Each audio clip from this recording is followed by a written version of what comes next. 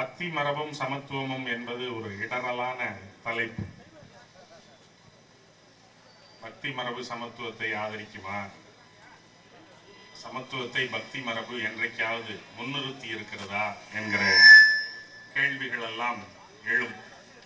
நமக்கு பொதுவில் ஒரு சொலவம் இருக்குல்ல, கோயில் இல்லாத ஊர்ல குடியிருக்க வேண்டாம்.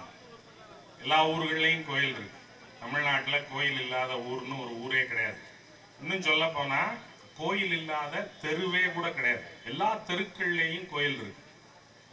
கோயில்ல தெருக்கள்ல அப்படி கொஞ்சம் முகடு மாதிரி நீட்டி தெருவோரமாக ஒரு கோயிலை வைத்து அந்த கோயிலுக்கு மெல்ல மெல்ல சுற்றி சுவர்கள் எல்லாம் கட்டி அதை ஒரு பிரகாரமெல்லாம் வைத்து சாலையை ஆக்கிரமித்தெல்லாம் கோயில்களை உருவாக்கி விடுவார்கள். அப்படி சாலையை ஆக்கிரமித்தெல்லாம் கோயில்களை வைக்க வேண்டிய கட்டாயம் என்ன இருக்கிறது? தமிழ்நாட்டில் கோயில்களுக்கா முடை? ஏகப்பட்ட பெருங்கோயில்கள் இருக்கின்றன. பிறகு எதற்காக சாலையிலெல்லாம் கோயில்கள் அமைக்க வேண்டும் என்றால், எங்களுக்கு கும்பிடுவதற்கு சாமி வேண்டும், நாங்கள் வேண்டிய இடத்திலெல்லாம் கோயில் அமைப்போம், புதிதாக கட்டுவோம், இல்லாவிட்டால் ஏற்கனவே இருக்கிற கோயிலை இடித்து விட்டு புதிதாகவும் கட்டுவோம், ஆகினால் எங்கள் சௌகரியம் என்று கோயில் கட்டுவார்கள். புது புது தெய்வங்கள் வரும். பழைய தெய்வங்களை கும்பிட்டு கும்பிட்டு நம்முடைய ஆட்களுக்கு சலித்து போகும். புதிய புதிய தெய்வங்களை எல்லாம் கண்டுபிடிப்பார்கள். நமக்கு அறிமுகமே இல்லாத தெய்வங்கள் எல்லாம் இங்கே வரும். நமக்கு சாய்பாபாவையெல்லாம் பழக்கம் கிடையாது, நமக்கு ஆதி யோகியெல்லாம் பழக்கம் கிடையாது. புதிய புதிய வடிவங்கள், புதிய புதிய சாமிகள், புதிய புதிய சடங்குகள் எல்லாமே புதுசு புதுசா வருது. பளிங்கிக்கல்ல சாமி செய்யற வழக்கம் நமக்கு கிடையாது. நம்ம சாமி கருப்பா இருக்கும். நம்ம சாமி ஏற்கனவே கருங்கல்லு கருகருன்னு இருக்கும். அந்த கருப்பு பத்தாதுன்னு அதுக்கு மினுமினுப்பு ஏத்துறதுக்காக நம்மால் அதுல கொஞ்சம் எண்ணெயை பூசுவான். பூசி இன்னும் மினுமினுன்னு கருப்பாக்குவான். நல்ல மினுமினுக்கிற எண்ணெய் மினுமினுக்கிற கருப்புல தான் நம்முடைய சாமிகள் எல்லாமே இருக்கும். ஆனா இப்ப புதுசா மார்பிள்ல எல்லாம் சாமி செய்யறான். அது வெள்ளையா இருக்கு, பளபளன்னு இருக்கு. நீங்க கோயில்கள்ல கொலுகிலாம் வைக்கிறது பார்த்தீங்கன்னா இப்பெல்லாம் வெள்ளை வெள்ளை பொம்மைகள்ல கொலு வைக்கிறான். எல்லா பொம்மையும் வெள்ளையா இருக்கு. கருப்பு என்பதே இல்லாமல் செய்து விடுகிற இடத்தை நோக்கி இந்த கோயில் வழிபாட்டு முறைகள் எல்லாம் போகின்றன. நமக்கு சிவனை தெரியாதுங்கிறது இல்லை. நமக்கு சிவனை எந்த காலத்திலையும் தெரியும். சிவனுடைய வடிவம் என்ன அப்படிங்கிறது தெரியும். ஆனா அந்த சிவனுக்கு ஒரு புதிய வடிவம் ஒன்றை வைத்து ஒரு அண்ணாந்து பார்க்கிற ஒரு சிவனுடைய பொம்மை, நெஞ்சளவு பொம்மை ஒன்றை வைத்து அந்த சாமியை அண்ணாந்து பார்த்து கொண்டிருக்கும். தமிழ்நாட்டில் இருக்கிற எந்த தெய்வமும் அண்ணாந்து பார்க்காது. எல்லா தெய்வங்களும் கீழே குனிந்து பார்த்து கொண்டிருக்கும். ஏன்னா வாழ்கிற மக்கள் கீழே இருக்கிறார்கள், அடிநிலையில் இருக்கிறார்கள். அவர்களை நோக்கி அருள் பாலிப்பதுதான் தெய்வங்களினுடைய நோக்கமே ஒழிய வானத்தை நோக்கி பார்த்து தவம் செய்து கொண்டிருப்பது தெய்வங்களினுடைய வழக்கம் இல்லை. அப்படி வானத்தை நோக்கி அண்ணாந்து பார்க்கிற பார்பி டால் மாதிரி ஒரு பொம்மையை வைத்துக்கொண்டு அந்த பொம்மைக்கு நேற்று சிவராத்திரி கொண்டாடி முடித்திருக்கிறார்கள் வெள்ளிமலையில், கோயம்புத்தூரில், ஜக்கி வாசுதேவனுடைய ஈசா ஆசிரமத்தில். இது நம்ம பொம்மையே கிடையாது. அந்த பொம்மையை பார்த்தா நம்ம பொம்மை மாதிரி தெரியல. கண்ணை வேற மூடி இருக்கு. நம்ம ஆளுங்க சாமிக்கு கண்ணு திறக்கிறது அப்படின்னு ஒரு பழக்கம் வச்சிருப்பாங்க. சாமிக்கு கண்ணு திறந்தா தான் அந்த சாமியினுடைய கண் வழியாக அருள் பாயும் என்று இங்கே நம்புகிறார்கள். ஆனால் அந்த சாமி கண் மூடி இருக்கிறது. அந்த சாமிக்கு ஆதி யோகி என்று பெயர் வைத்திருக்கிறார்கள். ஆதி யோகினா, யோகம்னா என்ன? யோகம்ங்கிறது அதற்கு ஒரு ஆசனம், அதற்கென்று ஒரு அமைப்பு, அதெல்லாம் இருக்கணும்ல. ஒரு பத்மாசனம் போட்டிருக்கணும், அல்லது ஒரு சரசாசனத்தில் இருக்கணும், ஏதாவது ஒரு ஆசனம் இருக்கணும்ல. அந்த பொம்மை இடுப்புக்கு கீழே இல்லை, அது யோகத்தில் இல்லை. அப்புறம் அது எப்படி ஆதி யோகி ஆகும்? ஆனால் அதுக்கு ஆதி யோகி என்று அவர்கள் பெயர் வைக்கிறார்கள். இந்த தெய்வங்களின் பேரில் இவர்கள் உண்டாக்குகிற நம்பிக்கைகள் எல்லாம் ரொம்ப அறிவுக்கு பொருந்தாதவையாக இருக்கின்றன. நான் தெய்வ நம்பிக்கை உள்ளவன் தான், நான் தெய்வ மறுதலிப்பாளன் இல்லை. ஆனால் தெய்வங்களின் பெயரால் முன்வைக்கப்படுகிற நம்பிக்கைகள் எல்லாமே பொய்மையை வளர்க்கிற, நம்ம எல்லாம் கருத்து குருடர்களாக ஆக்குகிற நம்பிக்கைகளாக இருக்கின்றன அப்படிங்கிறது தான் குற்றச்சாட்டு. ஒரு உதாரணம் சொல்றேன். சென்னையில் முகப்பேரில் சந்தான கோபாலகிருஷ்ணன் கோயில் அப்படின்னு ஒரு கோயில் இருக்கு. அந்த கோயிலில் நீங்கள் வழிபாட்டுக்கு போனீங்கன்னா அங்கே பலகைகள் எழுதி வைத்திருக்கிறார்கள். அந்த பலகையில் என்ன எழுதி இருக்கு? அந்த கோயிலினுடைய சிறப்பு. நம்ம ஊரில் எல்லா கோயிலுக்கும் ஒரு ஸ்தல புராணம் ஒன்றை உருவாக்கி விடுவார்கள். இந்த கோயிலினுடைய சிறப்பு இது, இங்கே வழிபட்டால் உங்களுக்கு இது கிடைக்கும். அதனால் அந்தந்த கோயிலை தேடி அவன் அந்தந்த வேண்டுதலுக்கு போயிடுவான். அப்போ இந்த சந்தான கோபாலகிருஷ்ணன் கோயிலுங்கிறது புதிதாக உருவாக்கப்பட்ட கோயில். அந்த கோயிலுக்கு ஒரு முகாமையான முக்கியமான அது அது எதை வரமாக கொடுக்கும் என்பதை எழுதி வைத்திருக்கிறார். சந்தான கோபாலகிருஷ்ணன்னா குழந்தை கிருஷ்ணன். அப்போ அந்த குழந்தை கிருஷ்ணன் கோயிலில் போய் நீங்கள் வேண்டிக்கிட்டீங்கன்னா உங்களுக்கு குழந்தை வரம் கிடைக்கும். குழந்தை இல்லை என்றால், இப்போ மதிவதனி பேசையில் பெரியாரிடம் போய் ஒரு பெண் அவரை சாமியார் என்று நினைத்து கொண்டு, ஐயா என் மகளுக்கு பிள்ளை பிறக்க வேண்டும் என்று நீங்கள் அருள்வாக்கு சொல்ல வேண்டும் என்று கேட்டதாக சொன்னார்கள் இல்லையா? அது நம்ம வழக்கு. நம்ம ஆள் பூரா புள்ள பிறக்கலைன்னா கோயிலில் போய் தொட்டி கட்டுவான். அங்கே அது மாதிரி இந்த சந்தான கோபாலகிருஷ்ணன் கோயிலில் பிள்ளை வேண்டுமென்றால் அங்கே வேண்டிக் கொண்டால் பிள்ளை பிறக்கும் என்று ஒரு நம்பிக்கையை அவர்கள் வளர்க்கிறார்கள். அதை பலகையில் எழுதி வைத்திருக்கிறார்கள். பிள்ளை இல்லாதவர்கள் இங்கே 1000மோ 2000மோ பணம் கட்டிட்டு, அதற்கு ஒரு தொகை, அந்த பணத்தை கட்டிட்டு நீங்கள் காலையில் புருஷனும் பொண்டாட்டியும் குளிச்சு முழுகி சுத்தபத்தமாக இங்கே சேர்ந்தீங்கன்னா அங்கே இருக்கிற அந்த குழந்தை தவழும் கோபாலகிருஷ்ணன், சந்தான கோபாலகிருஷ்ணன் சிறிய பொம்மையாக அதை எடுத்து பூஜையில் வைத்து உங்களிடம் கொடுப்பார்கள். அதை அந்த பெண் வாங்கி தனது மடியில் வைத்து கொண்டு சற்று நேரம் அமர்ந்திருந்து விட்டு பொம்மையை திருப்பி கொடுத்து விடலாம். பிறகு இந்த பொம்மை கோபாலகிருஷ்ணன், சந்தான கோபாலகிருஷ்ணன் இந்த பெண்ணினுடைய மடியில் தவழ்ந்ததனால் அந்த பெண்ணுக்கு பிள்ளைப்பேர் உருவாகும் என்று அந்த கோயிலினுடைய ஐதீகம் சொல்லுகிறார். இதற்கு சில கண்டிஷன்கள் இருக்கின்றன, என்ன செய்யணும் என்ன செய்யக்கூடாது அப்படின்னு. இந்த சந்தான கோபாலகிருஷ்ணன் கோயிலில் போய் வேண்டிக்கிட்டு புள்ள பிறக்கணும்னா, ஒன்று உங்களுக்கு இறை நம்பிக்கை இருக்கணும், பரிபூரணமான இறை நம்பிக்கை இருக்கணும்.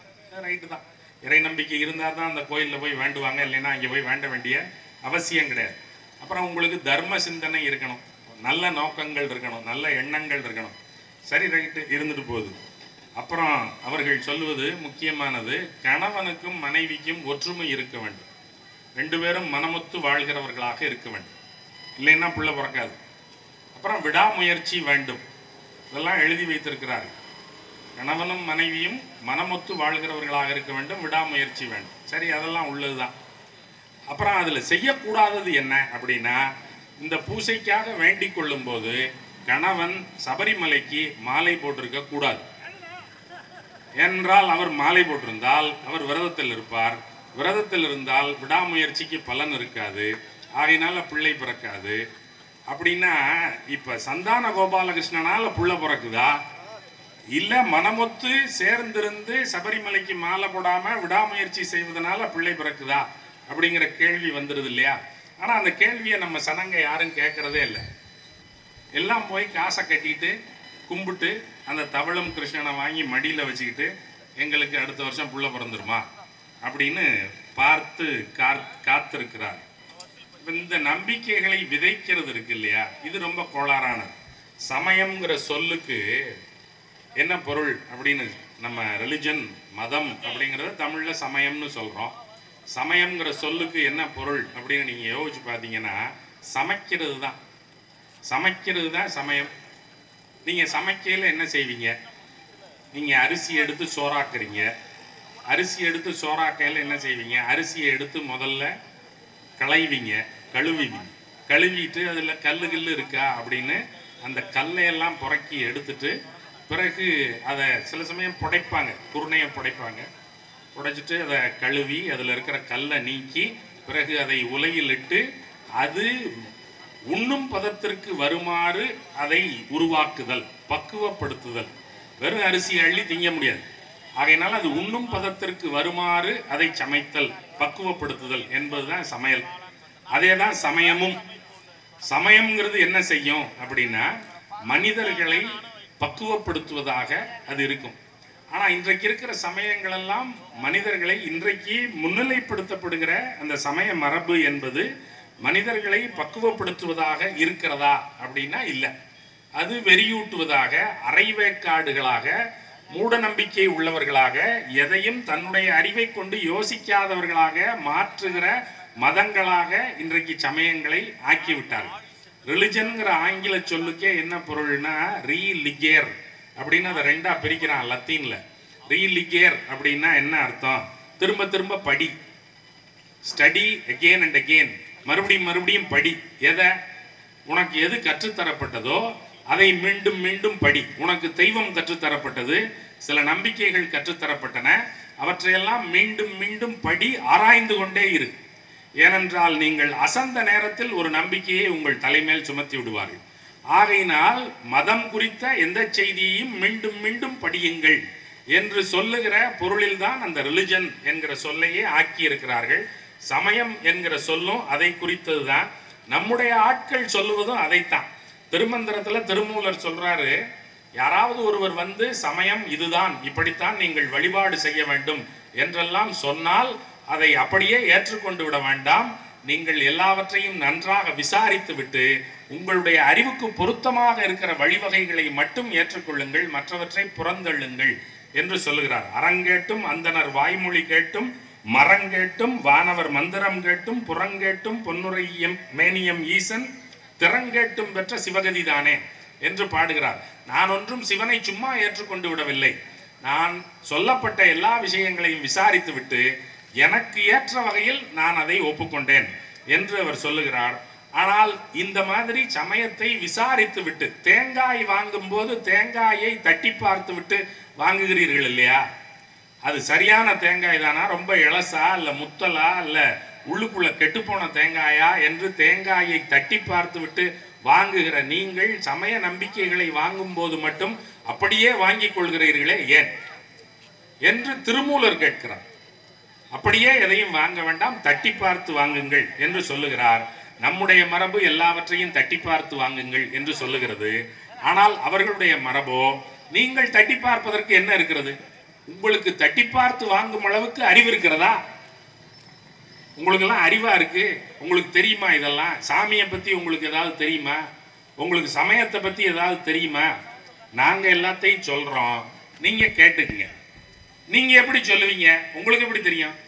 எங்களுக்கு இது காலங்காலமா அப்படியே இருக்குங்க, பரம்பரை பரம்பரையாக அப்படியே இருக்கிறது, மாறாமல் இருக்கிறது. அப்படி மாறாமல் நிலையாக என்றென்றும் இருக்கிற அந்த தர்மத்திற்கு பெயர் தான் சனாதன தர்மம்.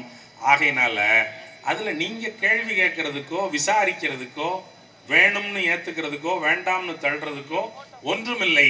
உங்களுக்கு வழங்கப்பட்டதை அப்படியே ஏற்றுக்கொள்ளுங்கள் என்று அவர்கள் சொல்லுகிறார்கள். நமக்கு அதுல என்ன கேள்வி வருதுன்னா, சனாதன தர்மம் என்பது காலங்காலமாக மாறாமல் அப்படியே கடைபிடிக்கப்படுகிற தர்மம். நமக்கு கேள்வி என்னன்னா, காலங்காலமாக அப்படியே கடைபிடிக்கப்படுகிற தர்மம் என்று ஒரு தர்மம் எப்படி இருக்க முடியும்? காலம் மாறிக்கொண்டே இருக்கிறது.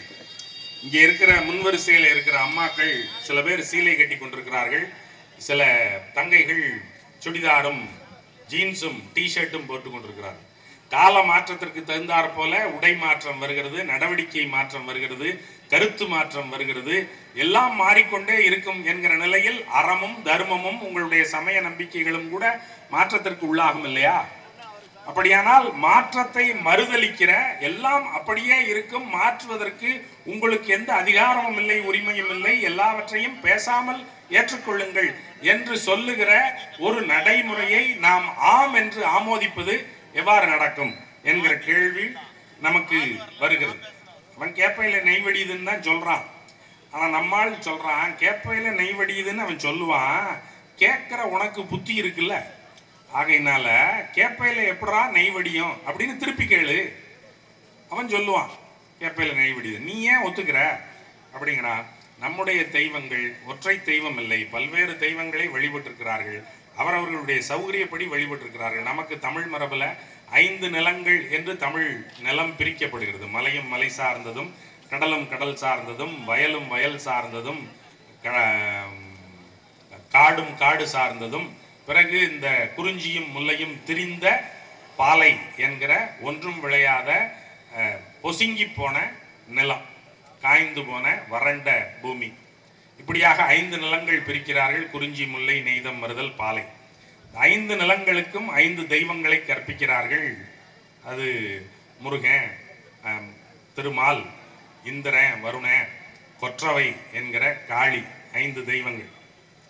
நம்ம எல்லாம் 5 சொல்லிக்கிட்டே போறோம். 5 குடிகள், 5 நிலங்களிலேயும் என்ன தொழில் செய்ய முடியுமோ அந்த தொழிலை செய்கிற 5 குடிகள். குறிஞ்சியிலே அவர்கள் வேட்டை தான் ஆட முடியும். அதனால வேடுவர்கள், குறவர்கள் கிழங்கெடுப்பார்கள், நெய்தலில் அவர்கள் மீன் தான் பிடிக்க முடியும், ஆகையினால் மீனவர்கள் பரதவர்கள். முல்லையில் அவர்கள் மாடு ஆடு தான் மேய்க்க முடியும், ஆகையினால் அவர்கள் இடையர்கள். பிறகு மருதத்தில் அவர்கள் உழவு செய்ய முடியும், ஆகையினால் உழவர்கள். பாலையில் அவர்களால் எந்த தொழிலும் செய்ய முடியாது, கொள்ளைதான் அடிக்க முடியும், ஆகையினால் ஆரலை கள்வர்கள் என்று, அல்லது வேட்டையாட முடியும் வேடுவர்கள் என்று நிலம் சார்ந்து உங்களுடைய வாழ்வு எவ்வாறு வாழ்வதற்காக உங்களுக்கு வழி திறந்து விட்டதோ அந்த வாழ்க்கையை பொறுத்து நீங்கள் 5 குடிகளாக வகுக்கப்பட்டீர்கள் என்று தமிழ் இலக்கியம் சொல்கிறது. 5 நிலம், 5 தெய்வம், 5 குடிகள். ஆனா அவ என்ன சொன்னா, எங்களுக்கு எல்லாம் 4 அப்படின்னா, எங்களுக்கு 4 சாதி, பிராமணர், சத்திரியர், வைசியர், சூத்திரர். எங்களுக்கு எல்லாம் 4 வேதம், ரிக்கு, யஜுர், சாமம், அதர்வம், 4 வேதம். எங்களுக்கு எல்லாம் 4. உனக்கு தெம்பு இருந்தா 4 சொல்லு பார்ப்போம். நீ 5 சொல்றீல்ல, நாங்க 4 சொல்றோம்ல. உனக்கு தெம்பு இருந்தா நீ பெரிய அறிவாளின்னு சொல்றீல்ல, முன்தோன்றி மூத்த குடின்னு சொல்றீல்ல, இங்க நீ 4 சொல்லு பார்ப்போம் அப்படின்னா, சரி நான் சொல்றேன்டா 4 கேட்டுக்க அப்படின்னு நம்மால் சொன்னா. பூவுல 4, குறவம்பூ, தளவம்பூ, குருந்தம்பூ, முல்லைப்பூ அப்படின்னு 4 பூ. உணவுல 4, வரகு, திணை, கொள்ளு, அவரை. குடியில 4, சாதி 4, துடியன், பாணன், பறையன், கடம்பன், 4 தான் குடி. அப்ப தெய்வம் 5 தெய்வம் சொன்னீங்க, இங்க நான் மாத்திக்கிறேன் கொள்கையை, ஒரு தெய்வம் தான். அது என்ன தெய்வம் அப்படின்னா, நீ கும்பிடுறது மாதிரி நெல்லை போட்டு கும்பிடுற சாமி இல்லை எங்க சாமி. என்னுடைய குடியை காப்பதற்காக, என்னுடைய சமூகத்தை காப்பதற்காக தன்னை ஒரு போராளியாக்கி கொண்டு இந்த சண்டையிலே முன்னின்று யானையை கொன்று, பகைவர்களை கொன்று, தானும் செத்து போன வீரன் எவனோ அவன்தான் எங்களுடைய கடவுள். அவனை வழிபடுவோம். எங்களுடைய சமூகத்திற்காக உழைத்தவன் எவனோ, உயிரை கொடுத்தவன் எவனோ, இந்த சமூகத்தினுடைய வாழ்வுக்காக தன்னுடைய எல்லாவற்றையும் தியாகம் செய்தவன் எவனோ அவன் எங்களுடைய சாமி. நீ முன்னிறுத்துகிற சாமிகளை எல்லாம் நாங்கள் கும்பிட வேண்டிய தேவையில்லை என்று புறநானூறு மறுக்கிறது. உண்ணாத்தவர் முன்னின்று விளங்கி ஒளிரேந்து மறுப்பின் களிரெறிந்து வீழ்ந்தன கல்லே பரவின் அல்லது நெல்லுகுத்து பரவும் கடவுளும் இல்லை. கடவுள் இல்லை. எங்களுக்கு கடவுள் யாரு? எங்களுடைய சமூகத்திற்காக சமராடிய போராளி எவனோ அவன்தான் எங்களுடைய கடவுள் அப்படின்னு சொல்றான். இப்ப நம்முடைய சமயங்கள் எல்லாமே நீங்க இங்க கடவுள் நம்பிக்கை எங்கே இருந்து தொடங்கியது அப்படின்னு பாத்தீங்கன்னா, சாதாரணமா இயற்கை சார்ந்த சூழ்நிலைகள்ல இருந்து தொடங்கும். கல்லை கும்பிடுவான், மரத்தை கும்பிடுவான், மலையை கும்பிடுவான். மலையை கும்பிடுவாங்கிறதுக்கு உதாரணம் இந்த ஊர் தான், திருவண்ணாமலை. இங்க மலைதான் சிவன் அப்படின்னு மலையை கடவுளாக நினைத்து கும்பிடுகிற ஊராக இந்த ஊரே சான்றாக அமைந்திருக்கிறது. இயற்கை சார்ந்த சூழலில் எதையும் இவர்கள் வழிபடுவார்கள். இது எதுவும் நிறுவனமாகவில்லை. எல்லாத்துக்கும் எந்த நெறிமுறையும் கிடையாது. இந்த நாள்ல இதை இப்படி செய்யணும் அப்படின்னு எல்லாம் ஒண்ணும் கிடையாது. கையில காசு இருந்தா திருவிழா நடத்துவான், கையில காசு இல்லைன்னா சும்மா கும்பிட்டு போயிடுவான். கட்டாயமெல்லாம் கிடையாது. தினசரி கும்பிடணும் சாமிய அப்படின்னு எல்லாம் எந்த வழக்கமும் கிடையாது. சாமிக்கு முன்னாடி நின்று பாலும் தெளிதேனும் பாகும் பருப்பும் இவை 4 கலந்து உனக்கு நான் தருவேன் அப்படின்லாம் நீங்க வழிபட வேண்டிய அவசியம் கிடையாது. சௌரியப்படும் போது, தேவை இருக்கும் போது நீங்கள் கடவுளை வழிபடுவீர்கள். இயற்கையான தேவை இருக்கும் போது கடவுளை வழிபட்டால் தான் அது வழிபாடு. தினசரி போய் கும்பிட்டீங்கன்னா அதுக்கு பேரு சடங்கு. அதுல எந்த தொடர்பும் இருக்காது. கடவுளோடு உங்களுக்கு என்ன தொடர்பு வரும்? தேவை இருக்கும்போது கும்பிட்டீங்கன்னா மனமுருகி கும்பிடலாம். தேவையில்லாத அன்னைக்கு கும்பிட்டீங்கன்னா அது ஒரு சடங்கு மாதிரி சும்மா கும்பிடு போட்டு போயிடுவீங்க. அதனால அது தேவையில்லை அப்படின்னு சொல்றான். இது இந்த சாமிகளை எல்லாம் வெளியில வச்சுதான் கும்பிட்டான். சாதாரணமா தெருவில் இருக்கும் ஒரு கல்லை ஊனி வச்சுட்டு கும்பிட்டுருக்கேன், நடுகல். அப்படித்தான் நமக்கு சிவலிங்கம் எல்லாம் வந்திருக்கு. எந்த கல்லை நட்டு வச்சானோ அந்த கல்லை கும்பிட்டான், நடுகல்ல கும்பிட்டான். ஒரு வீரன் நமக்காக போராடி செத்து போனான் அப்படின்னா அவனுடைய நினைவாக ஒரு கல்லை ஊன்றி அந்த கல்லை வழிபாடு செய்தார்கள். அந்த கல்லுக்கு எந்த காவலும் கிடையாது, சுற்றுச்சுவர் கிடையாது. மேலே ஒரு துணி பந்தல் மட்டும் போட்டு அந்த கல்லை வழிபட்டிருக்கிறார்கள், அல்லது மரத்தை வழிபட்டிருக்கிறார்கள், அல்லது மலையை வழிபட்டிருக்கிறார்கள். எதற்கும் சுற்றுச்சுவர் கிடையாது, கோபுரம் கிடையாது, மேலே விதானம் கிடையாது, ஓப்பன் ஸ்பேஸில் இருக்கு. யார் வேண்டுமானாலும் உள்ளே வரலாம், யார் வேண்டுமானாலும் வழிபடலாம் என்கிற நிலையில் சமயம் தொடக்க காலத்தில் இருந்தது. பிறகு மெல்ல மெல்ல அதை சுற்றி ஒரு சுவர் அமைத்த போது சமயம் நம்மிடமிருந்து கடவுளை அந்நியப்படுத்தி விட்டது. நீங்க என்னைக்கு அந்த கல்லை சுற்றி ஒரு செவரை கட்டினீங்களோ, முதல்ல ஒரு செவர் கட்டுவான், செவர் கட்டி மேலே கூரையை போடுவான், காக்கா எச்சம் போடுது அப்படின்னு மேலே ஒரு கூரையை போடுவான், ஒரு செவத்தை கட்டுவான், உள்ள இருட்டாயிரும். உள்ள இருட்டாயிருச்சுன்னா உள்ள இருக்கிற சாமியை வெளியில இருக்கிறவனுக்கு கும்பிட முடியாது. அப்போ உள்ளுக்குள்ள போய் வெளிச்சம் காட்டுறதுக்காக ஒரு ஆளை உள்ளுக்குள்ள அனுப்புவான். அந்த ஆள் உள்ள போய் வெளிச்சம் காட்டுவார், தீபம் காட்டுவார். வெளியே இருந்து பார்க்குறவனுக்கு சாமி தெரியும், கும்பிடுவான். அப்புறம் அந்த அந்த அந்த சிலையை அவர் கழுவி கழுவி வச்சுக்குவார், தீபம் காட்டுவார். ஆள் வரும்போது தீபம் காட்டுவார். இதுதான் அவருடைய வேலை. பிறகு அவர் என்ன சொன்னார், இந்த வேலை என்னுடையது, நானே பார்க்கிறேன், நீங்களெல்லாம் வெளியிலிருந்து கும்பிடுங்கள் அப்படின்னு சொன்னார். நம்ம எல்லாரும் வெளியிலிருந்து கும்பிட்டோம்.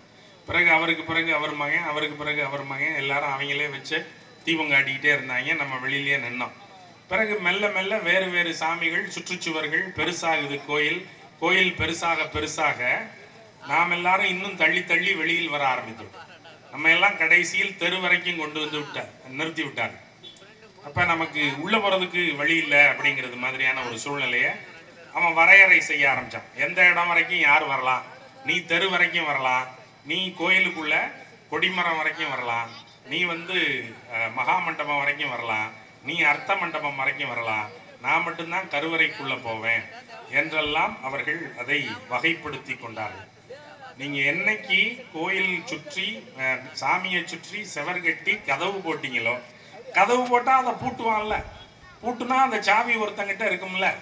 அப்ப சாவி யாருகிட்ட இருக்கோ அவங்கிட்ட தானே அதிகாரம் இருக்கும், நம்மகிட்ட இருக்காதுல்ல. அவன் என்னைக்கு திறந்து விடுறானோ அன்னைக்கு தானே நம்ம கும்பிட முடியும்.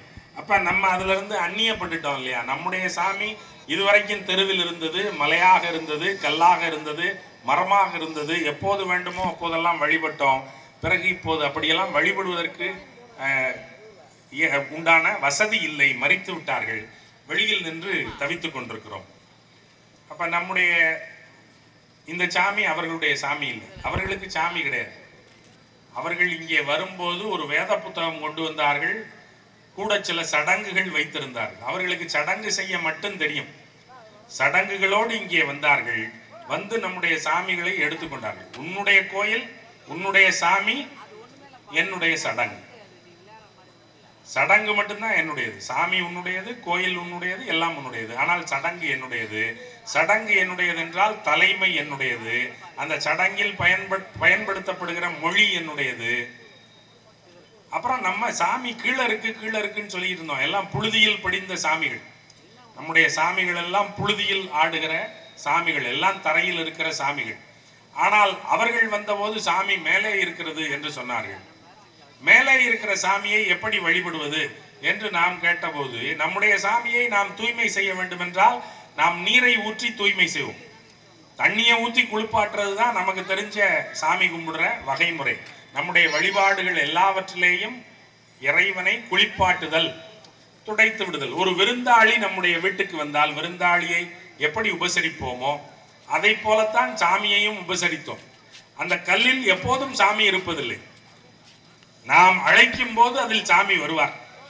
வாங்க, விருந்தாளியை அழைப்பதை போல சாமியை வாங்க என்று அழைத்தோம்.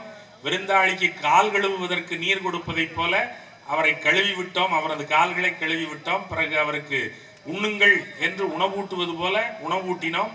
வெற்றிலை பாக்கு கொடுத்தோம், பழம் கொடுத்தோம், போய் வாருங்கள் என்று வழி அனுப்பினோம். ஒரு விருந்தாளியை எப்படி வரவேற்று விருந்தளித்து உபசரித்து வழி அனுப்பினோமோ அதை போலத்தான் கடவுளையும் வரவேற்று உபசரித்து விருந்தளித்து வழி அனுப்புகிறோம், குளிப்பாட்டுகிறோம். நீர் என்பது நமக்கு புனிதமானது. எல்லா அழுக்குகளையும் கழுவக்கூடிய இயல்பு நீருக்கு மட்டும்தான் உண்டு. ஆகினால நீரை நாம் புனிதம் என்று கருதினோம். ஆனால் அவர்கள் வந்தபோது என்ன சொன்னார்கள், சாமி மேலே இருக்கிறது, மேலே இருக்கிற சாமிக்கு நீங்கள் எதையும் கொடுக்க முடியாது. எப்படி கொடுப்பீங்க, அது மேலையில் இருக்கு. மேலே இருக்கிற சாமிக்கு எதையாவது கொடுக்கணும்னா மேலே போகிற ஆள்கிட்ட தான் கொடுக்கணும். மேலே போகிற ஆள் யாரு, கீழே இருந்து மேல் நோக்கி போகக்கூடியது எது அப்படின்னு பார்த்தா தீ மட்டும்தான் கீழே இருந்து மேல் நோக்கி போகுது. தண்ணீர் மேலிருந்து கீழ் நோக்கி வருகிறது, தீ கீழிருந்து மேல் நோக்கி போகிறது. நீங்கள் தீக்குச்சியை தலைகீழாக கொளுத்தினாலும் தீ மேல் நோக்கித்தான் எரியும். ஆகையினால தீ மட்டும்தான் தெய்வத்தை நோக்கி போகிறது, தெய்வம் மேலே இருக்கிறது. தெய்வத்திற்கு நீங்கள் போட வேண்டிய படையலை எல்லாம் தீக்குள் தூக்கி போட்டு விட்டால் தீ அதை எரித்து சாம்பலாக்கி அதை தெய்வத்திடம் கொண்டு போய் சேர்த்து விடும். அப்ப தீ என்பவர் ஒரு கடவுள், அக்னி பகவான். அவருடைய தொழில் என்ன என்றால் அவர் ஒரு ப்ரொஃபஷனல் கொரியர் மாதிரி ஒரு கொரியர் கம்பெனி நடத்துறார். அதுக்குள்ள தூக்கி உங்களுடைய அஞ்சலை, உங்களுடைய ஆகுதியை, உங்களுடைய படையலை நீங்கள் போட்டு விட்டால் அவர் அதை எரித்து சாம்பலாக்கி அதை இறைவனிடம் கொண்டு போய் சேர்த்து விடுவார் என்று இவர்கள் சொன்னார்கள். நம்முடைய கோயில்களில் எல்லாம் இறைவனுக்கு முன்னால் படையல் வைத்து, அது என்ன படையலாகவும் இருக்கலாம், சர்க்கரை பொங்கல் வைப்பார்கள், பாயாசம் வைப்பார்கள், மாவிளக்கு வைப்பார்கள், கிடாய் வெட்டி கறி சமைப்பார்கள்.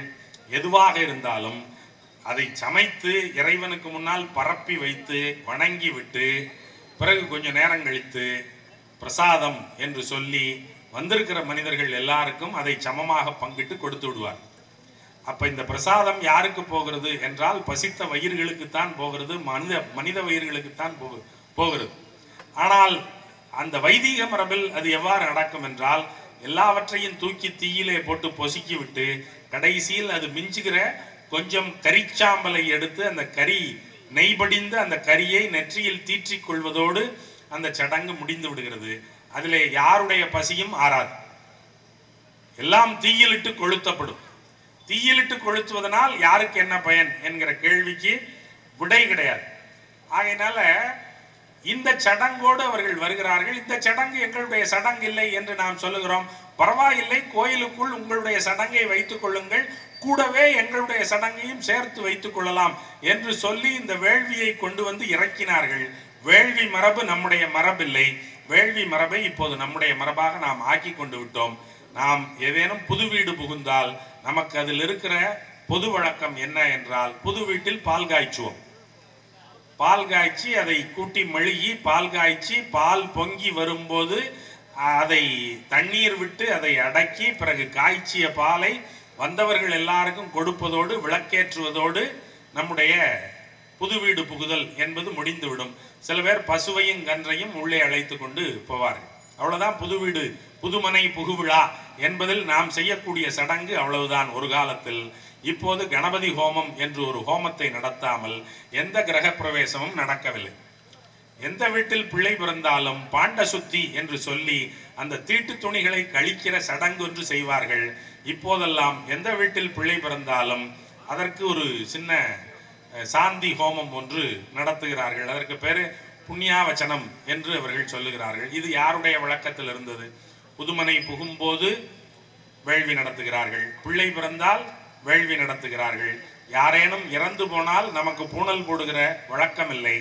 ஆனால் நமக்கு அந்த சடங்குகளை செய்விக்கிற ஆட்கள் எல்லாம் இப்போது அருகி போன காரணத்தினால் ஐயர்களை நம்முடைய ஆட்கள் அழைக்கிறார்கள். அவர்கள் வந்து நமக்கு பூணல் போட்டு விடுகிறார்கள். பூணல் போட்டு அந்த சடங்கை செய்கிறார்கள். பசுதானம் கொடுங்கள் என்று கேட்கிறார்கள். ஒரு இறந்து போனதற்காக பசுதானம் கொடுக்கிற வழக்கமெல்லாம் நமக்கு இல்லை. அதற்கு பதிலாக கொஞ்சம் காசை கொடுங்கள் என்று காசை கேட்டு வாங்கி கொண்டு போகிறார்கள். நம்முடைய சடங்குகள் எல்லாம் தொலைந்து விட்டன. நாம் எல்லாவற்றிலேயும் வைதிக சடங்குகளை ஏற்றி கொண்டு விட்டோம். கோயில் நம்முடையது, வழிபாட்டு முறை நம்முடையது, அதிலே நீரால் வழிபடுகிற ஆகம முறை என்பது நம்முடையது. அவற்றிலே நாங்களும் எங்களுடையதை வைத்துக் கொள்கிறோம் என்று ஒண்ட வந்த பிடாரி ஊர் பிடாரியை விரட்டியது மாதிரி தங்களுடைய வேள்வியை கொண்டு வந்து குடியேற்றினார்கள். பிறகு வேள்வி முறை நம்முடைய முறை என்பது போல ஆகிவிட்டது. இப்போது எல்லாருடைய வீடுகளுக்குள்ளேயும் வேள்வி வந்துவிட்டது. உங்களுடைய எதிரியை அழிக்க வேண்டுமா, மிளகாயை கொட்டி அதற்கு சத்ரு சம்ஹார யாகம் என்று ஒன்று நடத்துகிறார்கள். பிரத்யங்கரா தேவி என்று ஒரு புதிய தேவி ஒன்றை கண்டுபிடித்திருக்கிறார்கள். இந்த பிரத்யங்கரா தேவிக்கு மிளகாயை கொட்டி யாகம் நடத்தினால் அது எதிரிகளை எல்லாம் அழித்து விடும் என்று நம்புகிறார்கள். இந்த வழக்கமெல்லாம் நமக்கு கிடையாது. நாம் எதிரிகளை அழிப்பதென்றால் போரில் சமரில் சந்தித்து அழிப்பதுதான் வழக்கமே தவிர நாம் ரகசியமாக சூனியம் வைத்து வேள்வி நடத்தி எதிரிகளை அழிக்கிற வழக்கம் நமக்கு எப்போதும் கிடையாது. அப்ப இந்த கதையாடல்கள் எல்லாம் புதிதாக வருகின்றன. நீங்க கேரளால மாவலி என்கிற அரசன் ஒரு பிரமாதமான அரசு ஒன்றை நடத்துகிறான். மிகச்சிறந்த அரசு. மண்ணில் வாழ்கிற எல்லாருக்கும் எல்லாம் கிடைக்கும் என்று நினைக்கிற ஒரு சமதர்ம அரசு ஒன்றை நடத்துகிறான். அது வைதீகர்களுக்கு பொறுக்கவில்லை. ஆகையினால் அந்த அரசை அவனிடமிருந்து பிடுங்கிவிட வேண்டும் என்று கருதுகிறார்கள். விஷ்ணுவிடம் வேண்டுகிறார்கள். விஷ்ணு ஒரு அவதாரம் எடுத்து வாமனன் என்கிற குள்ளனாக இங்கே வருகிறான். வாமன குள்ளன் வந்து மாவலியிடம் ஒரு வரம் கேட்கிறான். என்ன அப்படின்னா, என்னுடைய காலால் எனக்கு 3 அடி நிலம் வேண்டும் என்று அவன் கேட்கிறான். சரி, குள்ளன் அவனுடைய காலால் 3 அடி நிலம் கேட்கிறான், எடுத்துக்கொள் என்று அவர் மாவலி அந்த வரத்தை அவனுக்கு வழங்குகிறார். குள்ளன் வளர்ந்து பெரியவனாகிறான். வளர்ந்து பெரியவனானால் அவனுடைய ஒரு பாதம் பூமி முழுவதையும் அளக்கிறது, மற்றொரு பாதம் வானம் முழுவதையும் அளக்கிறது. 2 அடி அளந்து விட்டேன், 3வது அடியை எங்கே வைப்பது என்று கேட்கிறான். வரம் கொடுத்தவன் சத்தியசந்தன். அவன் சொன்ன சொல் தவறாதவன். ஆகினால் 3 அடி கொடுப்பேன் என்று சொன்னேன். 2 அடியால் என்னுடைய எல்லா அரசையும் எடுத்துக்கொண்டு விட்டான். 3வது அடி வைப்பதற்கு இடமில்லை. ஆகையினால் என்னுடைய தலையில் வை என்று சொன்னான். இவனுடைய தலையில் அவன் காலை வைத்து அழுத்தினான். அவன் பாதாளத்திற்குள் புதைந்து போய்விட்டான் என்று கதை. பிறகு அந்த அரசு தேவர்களுக்கு உரியதாக, வைதீகர்களுக்கு உரியதாக ஆக்கப்பட்டது. அங்கே சமதர்மம் என்பது ஒழிந்தது. அப்ப இவன் ஏன் சத்தியசந்தனா இருக்கணும்? சனாதன தர்மம் என்பது நிலையான அறம், மாறாத அறம் அப்படின்னு சொல்றான்ல. ஆனா இது அறமா? வரம் கேட்கும் போது குள்ளனாக இருந்து வரம் கேட்பது, வரம் வழங்கப்பட்ட பிறகு வானளாவ வளர்ந்து அந்த வரத்தை எடுத்துக்கொள்வது அப்படின்னா இது முறையா? இது நியாயமா? கான்ட்ராக்சுவல் ஆக்ட் படி இது செல்லுமா? கான்ட்ராக்சுவல் ஆப்ளிகேஷன் இருக்கா? அதுல நீங்க ஒப்பந்தம் போடும்போது என்ன ஒப்பந்தமோ அதன்படித்தானே நடக்க வேண்டும். அது ஒப்பந்தம் போடும்போது நீங்கள் குள்ளனாக இருந்தீர்கள். என்னுடைய காலால் நான் 3 அடி அளந்து கொள்கிறேன் என்று சொன்னீர்கள். உங்களுடைய காலடி என்பது 3 அடி தான், ஒரு சின்ன சதுரம் தான். அதான நியாயம். நீ வானளாவ வளர்ந்தா அப்ப நீ ஏமாத்துறேன்னு அர்த்தம். நீ ஏமாத்தின, ஆனா அவன் ஏமாத்தல. அப்ப யாருடைய தர்மம் நிலையான தர்மம்? யாருடைய அறம் நிலையான அறம்? ஏமாற்றுகிற அறத்தை நீ நிலையான அறம் என்று சொல்லுகிறாய், அது மாறாது என்று சொல்லுகிறாய். ஏமாற்றாதவனுடைய அறத்தை பொய்மை என்று சொல்லுகிறாய், அவனை அசுரன் என்று சொல்கிறாய். கொடுத்தவன் அசுரன், தட்டி பறித்து கொண்டவன் தேவனா என்கிற கேள்விகள் எல்லாம் வருகின்றன. இப்படி பிறகு என்ன செய்தார்கள் என்றால், அந்த மாவலியினுடைய நினைவாக மாவேலி கரை என்று கேரளாவில் ஒரு ஊர் இருக்கிறது. மாவேலியினால் கரை கட்டி ஆளப்பட்ட தேசம் என்பதற்கான அடையாளமாக மாவேலி கரை என்கிற ஊர் அமைந்திருக்கிறது. பிறகு இவன் வந்து தன்னுடைய காலால் அளந்த பிறகு பக்கத்தில் ஒரு ஊர் வருகிறது. அதற்கு பேர் திருக்கால் கரை, திருக்காக்கரை அப்படின்னு பேரு. அந்த இறைவனுக்கு பேர் திருக்காக்கரை அப்பன். அப்ப மாவேலிக்கரை இறங்கி திருக்காக்கரை என்பது மேலேறுகிறது. அந்த ஓணம் என்ற பண்டிகையே வந்து எதனால் நடத்தப்படுகிறது என்றால், இவ்வளவு சிறந்த அரசன், இன்றைக்கு நம்மை ஆண்டவன் பூமியில் அழுந்தி தன்னுடைய உயிரை தியாகம் செய்தான். தான் சொன்ன சொல்லை காப்பாற்ற வேண்டும் என்பதற்காக தன்னுடைய உயிரை துறந்தான். அத்தகைய அரசன், நம்மை எல்லாம் செம்மையாக ஆண்ட அரசன், ஒவ்வொரு ஆண்டும் தங்களை காண வர வேண்டும் என்று அவர்கள் வரம் கேட்டுக் கொண்டார்கள். அந்த அரசன் ஒவ்வொரு ஆண்டும் அவர்களை காண்பதற்காக வருகிறான். அவன் வரும்போது இவர்கள் கோலமிட்டு, பூக்கோலமிட்டு, அத்தப்பூ கோலமிட்டு சத்தியை என்கிற மிக பெரும் சிறந்த விருந்து ஒன்றை தயார் செய்து அந்த மிகச்சிறந்த அரசனை ஒவ்வொரு ஆண்டும் ஓணத்தன்று வரவேற்கிறார்கள் என்பது அவர்களுடைய நம்பிக்கை. ஆனால் இதில் இவர்கள் என்ன திருத்தத்தை செய்தார்கள் என்றால், ஓணம் என்பது மாவலியினுடைய வருகையை கொண்டாடுகிற பண்டிகை என்கிற நிலையை மாற்றி ஓணம் என்பதை வாமன ஜெயந்தி என்று மாற்றினார்கள்.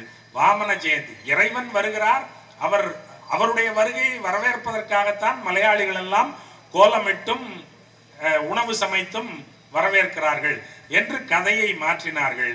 கேரளாக்காரர்கள் மிகவும் தெளிவாகவும் விழிப்போடும் இருந்த காரணத்தினால் இந்த வாமன ஜெயந்தி என்பதை அவர்கள் ஏற்கவில்லை. ஓணம் என்பது மாவலியினுடைய நாளாகவே இன்று வரையிலும் தொடர்கிறது. ஏனென்றால் அவர்களுடைய விழிப்புணர்ச்சி அதற்கு காரணம். காப்பாற்றிக் கொண்டார்கள். தங்களுடைய நிகழ்வு தங்களுடைய மடியிலிருந்து பறிக்கப்படும் போது அதை கவனத்தோடு மடிபறித்து விடாமல், அவர்கள் முடிச்சவிழ்த்து விடாமல் அதை பாதுகாத்துக் கொள்கிற சுரணையும் விழிப்புணர்வும் தெளிவும் அவர்களுக்கு இருந்தது. காத்து கொண்டார்கள். நமக்கு இல்லை என்றால் நாம் தோற்றுவிடும். இப்படி கதைகளாக கட்டி கட்டித்தான் நம்முடையவை எல்லாம் கொள்ளை கொண்டு போகப்பட்டன. உலகத்துல சண்டை போட்டு நாடு பிடிப்பான். சண்டை போட்டு தான் எல்லாரும் நாடு பிடிப்பான். ஆனா வெறுமன கதை மட்டுமே சொல்லி நாடு பிடித்தவர்கள் அப்படின்னா அது அவர்கள் மட்டும்தான். எதையும் சிந்திக்க விடாமல், நம்மை யோசிக்கவே விடாமல், எல்லாவற்றிலையும் அமுக்கி நம்முடைய மரபுகள் எல்லாவற்றையும் கொள்ளை கொண்டு போய் விடுவார். இப்ப தங்களுடைய சடங்குகளை கொண்டு வந்து கோயிலில் நிறுவி விட்டார்கள். கோயில் அவர்களுடைய உடைமை ஆகிவிட்டது. நாமெல்லாம் கோயிலுக்கு வெளியில் தவித்து நிற்கிறவர்கள் ஆகிவிட்டோம். இந்த நிலையில் பக்தி இயக்கம் என்ன செய்தது என்றால், பக்தி இயக்கம் உண்மையிலேயே சமத்துவத்தை நோக்கித்தான் முனைந்தது. பக்தி இயக்கம் மக்களுக்குள் சமமான நிலையை ஏற்படுத்தி விட வேண்டும், சாதி வேறுபாடுகளை எல்லாம் ஒழித்து விட வேண்டும் என்றுதான் கருதியது. யார் எந்த சாதியாக இருந்தாலும் சரி, கடவுளை ஏற்கிறவர் எல்லாரும் ஒரு நிலையினர், ஒரு வகையினர் என்றுதான் பக்தி இயக்கம் சொன்னது. ஆனால் அது சாத்தியப்படுமா அப்படின்னா சாத்தியப்படாது. ஏன் சாத்தியப்படாது அப்படின்னா, கோயில் என்பது ஒரு பெரு நிறுவனமாக ஆகிவிட்டது. கோயில் என்பது ஒரு கார்ப்பரேட் கம்பெனி மாதிரி ஆயிடுச்சு. ஒரு காலத்துல கோயில் என்பது எல்லாருக்குமான வேலை வாய்ப்புகளை கொடுக்கிற நிறுவனமாக ஆகியிருந்தது. அங்கே கலைஞர்களுக்கு வேலை இருந்தது, சிற்பிகளுக்கு வேலை இருந்தது, நடன மணிகளுக்கு வேலை இருந்தது, அர்ச்சகர்களுக்கு வேலை இருந்தது, ஓவியர்களுக்கு வேலை இருந்தது. எல்லாருக்கும் வேலை கொடுக்கிற நிறுவனமாக கோயில் இருந்தது. கோயில் ஒரு பெரு நிலக்கிழாராக இருந்தது. எல்லா நிலங்களையும் கோயிலுக்கு எழுதி வைத்திருந்தார்கள். கோயிலுக்கு ஆடுகளும் மாடுகளும் நகைகளும் தானமாக வழங்கப்பட்டன. கோயில் மக்களுக்கு கடன் கொடுத்தது ஒரு காலத்தில். அந்த கடனுக்கு கணக்கு எழுதி வைத்துக் கொண்டார்கள். கடனை இறைவன் பெயரில் கொடுக்க முடியாது என்பதனால் சண்டேச நாயனாரின் பெயரால் கொடுத்தார்கள். நீங்கள் சிவன் கோயிலுக்கு போய் சாமி கும்பிட்டு விட்டு வரும்போது பிரகாரத்தில் சண்டேச நாயனாரினுடைய சன்னதி என்று ஒரு சன்னதி இருக்கும். அந்த சன்னதிக்கு முன்னால் போய் எல்லாரும் கையை தட்டி விட்டு வருவார்கள். என்னவென்றால், உன்னுடைய விபூதியை கூட நாங்கள் எடுத்துக்கொண்டு போகவில்லை, கையை தட்டிவிட்டு வெறுங்கையாகத்தான் போகிறோம் என்று காட்டுவதற்காக அது செய்யப்படுகிறது என்று கருதுகிறார்கள். உண்மையில் கோயில்கள் தங்களிடம் சேர்ந்த நிதியை கொண்டு ஒரு வங்கியை போல மக்களுக்கு கடன் கொடுத்தன. அந்த கடனை யார் பெயரால் கொடுத்தார்கள் என்றால் சண்டேச நாயனாரின் பெயரால் புரோனோட்டு. அப்ப சண்டேச நாயனாரின் வழியாக கோயிலின் பணத்தை கடனாக வாங்கியவர்கள் நாங்கள் கோயில் சொத்தை கொண்டு போகவில்லை என்று கையை தட்டிவிட்டு காட்டி போகிற ஒரு சடங்காக அந்த சடங்கை ஆக்கினார்கள். இப்படி கோயில்கள் எல்லா வேலைகளையும் செய்தன. இந்த இவ்வளவு பணம் கோயிலுக்கு திரண்ட போது யாருக்கு என்ன உரிமை, யார் அறங்காவலராக வரலாம், யார் வர முடியாது, யார் திருமேனி தொடலாம், யார் தொட முடியாது என்றெல்லாம் கோயில் வரைமுறை செய்தது. கோயில் என்பது பெரும் முதலாளியாக ஆனது, பெரும் நுகர்வோராகவும் ஆனது. உங்களுடைய பொருள்கள் எல்லாவற்றையும் முதலாக வாங்கிக் கொள்வதாக கோயில் இருந்தது. உங்களுடைய விளைபொருள்களை கோயில் வாங்கி கொண்டது. நீங்கள் விளைத்த பூக்களை, காய்கறிகளை எல்லாவற்றையும் மடைப்பள்ளிக்காகவும் அலங்கார தேவைகளுக்காகவும் கோயில் வாங்கி கொண்டது. வாசனை திரவியங்களை கோயில் வாங்கி கொண்டது. இவ்வளவு பெரிய வாங்குனராக, கன்சியூமராக கோயில் இருக்கிற போது, இவ்வளவு பெரிய வேலை வழங்குனராக, எம்ப்ளாயராக கோயில் இருக்கிற போது, நீங்கள் கோயிலுக்கு எதிரில் கைகட்டி கொண்டுதான் நிற்க முடியும். கோயிலிடம் உரிமைகள் கோர முடியாது. உங்களுடைய கார்ப்பரேட் கம்பெனியில் என்ன உரிமை நீங்கள் கோருவீர்கள்? அவன் சொன்னது சட்டம் என்று சொல்லுவான். கோயில் கார்ப்பரேட் நிறுவனமாக ஆகிவிட்ட நிலையில் நீங்கள் எப்படி சமத்துவம் கோருவீர்கள்? அவன் சொன்னதை சட்டம் என்று அவன் சொல்லுவான். ஆகையினால் அந்த சமூக படிநிலை, வரிசை முறை இவற்றையெல்லாம் அவர்கள் வைத்தார்கள். வருமான நோக்கு என்பது முதன்மையாக ஆனது. எந்த சாமிக்கு அதிக வருமானம் வருமோ அந்த சாமியை முதன்மைப்படுத்தினார்கள். திருவண்ணாமலையில் சிவன் முதன்மை, திருவக்கரையிலும் சிவன் தான் முதன்மை. திருவக்கரையிலும் சிவன் கோயில் தான் இருக்கிறது. திருவக்கரையில் சிவனை முதன்மைப்படுத்தாமல் அங்கே இருக்கிற காளியை முதன்மைப்படுத்தினார்கள். வக்கர காளி என்று ஒரு காளியை முதன்மைப்படுத்தினார்கள். பட்டமங்கலத்தில் குருவை முதன்மைப்படுத்தினார்கள்.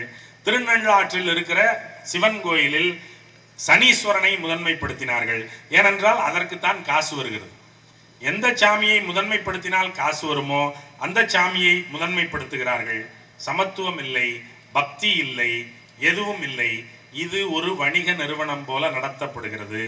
இந்த வணிக நிறுவனத்தில் சமத்துவம் கருதுவது என்பது சாத்தியமில்லை. ஆகையினால கோயில் என்கிற நடைமுறையை உடைக்காமல் சமத்துவத்தை கொண்டு வர முடியாது என்று கருதிய சித்தர்கள் என்ன செய்தார்கள் என்றால், இந்த கோயிலிலிருந்து மக்களை வெளியேற்றி விட வேண்டும் என்று கருதினார்கள். எந்த கோயில் உன்னை வெளியே நிற்க சொல்லுகிறதோ எந்த கோயில் உனக்கு உரிமை இல்லை என்று சொல்லுகிறதோ, எந்த கோயில் உன்னை தாழ்ந்தவன் என்று சொல்லுகிறதோ அந்த கோயிலுக்கு நீ ஏன் போற? போகாத. நீ தான் கோயில்.